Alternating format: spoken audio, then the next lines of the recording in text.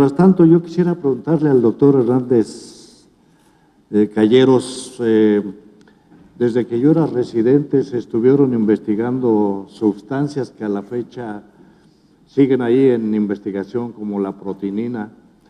Algunas nuevas sustancias como el octrótido se han empleado también, al parecer empíricamente, para tratar de frenar la actividad de la pancreatitis aguda. ¿Cuál es el estado actual del octrótido, por ejemplo? ¿Debemos utilizarlo o no debemos utilizarlo? ¿Cuál es la evidencia científica que hay al respecto? Bueno, efectivamente se han utilizado muchos medicamentos para diferentes fines. Y en cuanto a tratar de frenar la actividad enzimática, el octrótido no ha demostrado tener un beneficio importante en la pancreatitis aguda. Se ha utilizado otros medicamentos como el Gavexate, que es probablemente el único que ha demostrado tener un poco de efecto en la disminución de la actividad de las enzimas pancreáticas. Sin embargo, no ha tenido un impacto en la mortalidad y no ha tenido impacto en la presentación de la falla orgánica múltiple. Por lo tanto, son medicamentos que en el momento actual no tienen un papel importante y se han dejado de utilizar. Gracias. O sea que lo principal es el tratamiento de sostén que usted nos presentó, ¿verdad? Una mejor perfusión tisular, adecuado manejo de líquidos, apoyo de cualquier sistema orgánico que empiece a fallar. Exactamente. Gracias. ¿Alguna pregunta por allá? Creo que es el doctor Bosques. Sí, muchas gracias, doctor. Felicitarlos. Me pareció muy bien desarrollado todos los temas. Doctor Peláez, ahora que escuchaba yo las observaciones a propósito de la calprotectina fecal, me llamó mucho la atención cómo la prueba en principio tiene una sensibilidad no tan adecuada, porque no detecta la enfermedad en sus etapas más tempranas. Pero la reflexión la vengo a traer a cuento de una prueba de tamizaje. Una prueba tan poco sensible como el guayaco es la mejor prueba de tamizaje para el cáncer de páncreas, tiene sensibilidades del 40%. Y en sus gráficas usted mencionaba que la calprotectina podía detectar hasta un 60%, siendo esa sensibilidad en el extremo cuando la enfermedad es leve un poco baja. ¿Le parece inadecuada la prueba, siendo una prueba asequible y no tan compleja como los estudios de secretina y resonancia? A cuento de esto viene que recientemente la gente del Mass General hicieron pruebas y tuvieron que pasar 15 años en colectar una decena de pacientes para demostrar que el estudio de resonancia con secretina era adecuado. O sea, en un lugar en donde no tenemos acceso a tecnologías tan complejas, ¿es mala la calprotectina? No es calprotectina, es elastasa fecal. Elastasa pancreática fecal. Estoy pensando en enfermedad inflamatoria. No, para nada es una mala prueba de tamizaje.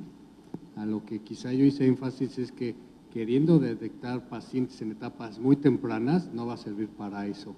Probablemente, y no enseñé muchos estudios por tiempo, pero probablemente sea capaz de detectar una falla pancreática cercana al 70%. En lugar de esperar hasta el 90%, quizás nos pueda detectar pacientes que estén en una etapa moderadamente avanzada y sí podría ser una prueba adecuada en sitios donde no se mantengan los recursos para ultrasonido, resonancia magnética o la prueba de aliento, que al menos ahora parece ser que es la que con mejores resultados tenemos.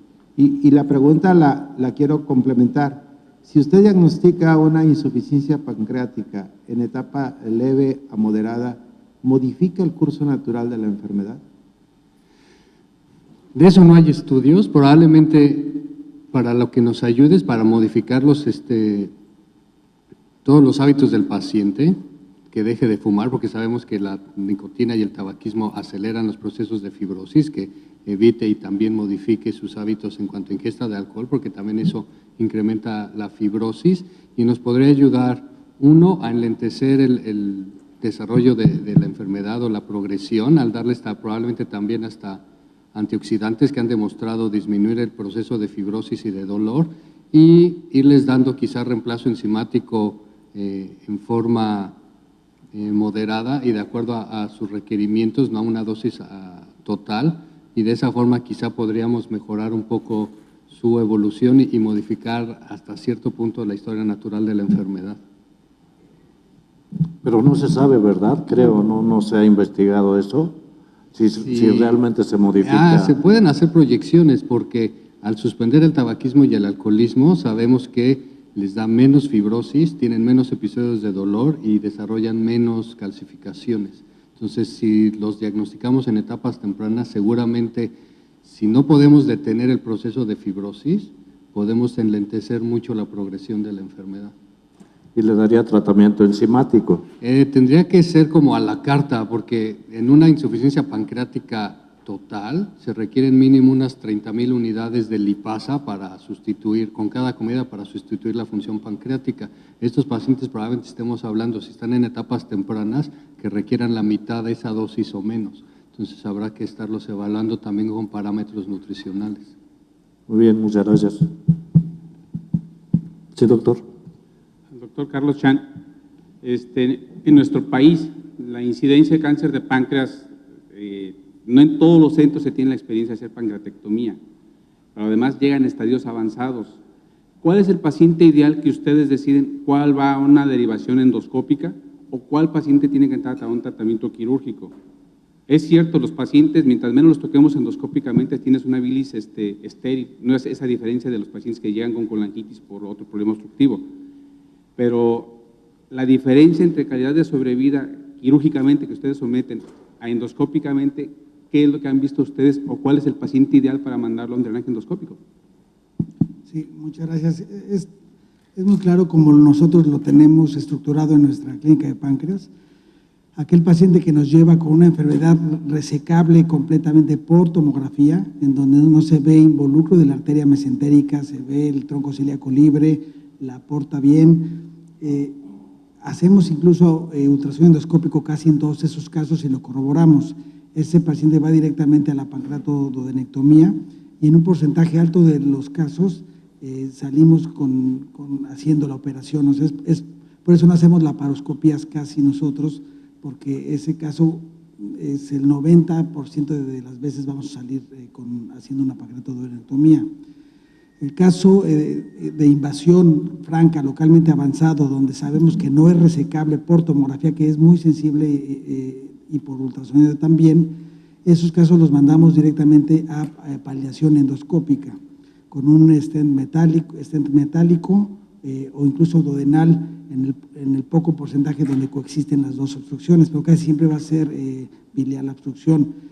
Entre hacerle endoscópico abierto o quirúrgico no tenemos mucha duda de que el endoscópico es el tratamiento mejor, porque pues les evitamos una cirugía y un retraso en su evolución, incluso en el inicio de quimioterapia de algún tipo que les puedan dar a estos pacientes con cáncer localmente avanzado. La única escenario en donde ahora hacemos derivaciones abiertas es en donde el borderline o el limítrofe, que sería en español, que entramos para valorar la posibilidad de una resección, pero encontramos en el transoperatorio una invasión mayor de lo que pensábamos de la arteria o algún implante hepático, lo que sea. Ya estando el paciente abierto, anestesiado, pues tenemos que hacer una derivación doble quirúrgica, e incluso, biliar e incluso gástrica paliativa. Pero eso sí estamos obligados a hacerlo porque el paciente ya está abierto y sí, creo yo ya en lo personal que la derivación quirúrgica es mejor. Pero estos pacientes tienen una evolución a largo plazo no tan buena, entonces la endoscópica pues es el ideal. No sé si esto responde. Gracias, doctor Chan. Doctor Ramírez Luna, usted nos habló de una variedad de patologías en las que el ultrasonido va ocupando cada vez un lugar cada vez más importante desde el punto de vista diagnóstico y desde el punto de vista también terapéutico. Yo quiero hacerle una pregunta muy concreta. ¿Tienen ustedes experiencia en manejo del dolor pancreático mediante bloqueo o neurolisis del plexo solar en casos de pancreatitis crónica o cáncer de páncreas? Sí, nosotros tenemos 2 trabajos publicados en donde el tratamiento con inyección de alcohol absoluto a ambos lados de la emergencia del tronco celíaco en nuestro trabajo inicial y después en la inyección solo a nivel de la emergencia del tronco celíaco, controla el dolor de los enfermos con cáncer de páncreas en una escala de más de 4 puntos de escala visual análoga. Esos son 2 trabajos realizados en el instituto. Y en la literatura también hay un trabajo que ha mostrado el beneficio de la inyección de alcohol absoluto para el tratamiento del dolor de los enfermos con cáncer de páncreas irresecable. El caso para el tratamiento del dolor de los enfermos con pancreatitis crónica es bastante más debatible. La respuesta que se observa en el control del dolor de los enfermos con pancreatitis crónica es en menos de estas 4 puntos de intensidad en la evaluación de escalas visuales análogas. Es decir, es más debatible porque se controla menos el dolor y obviamente por la esperanza de vida de estos enfermos, que es más a largo plazo, se tiene que incluso reinyectar en ocasiones, ¿no?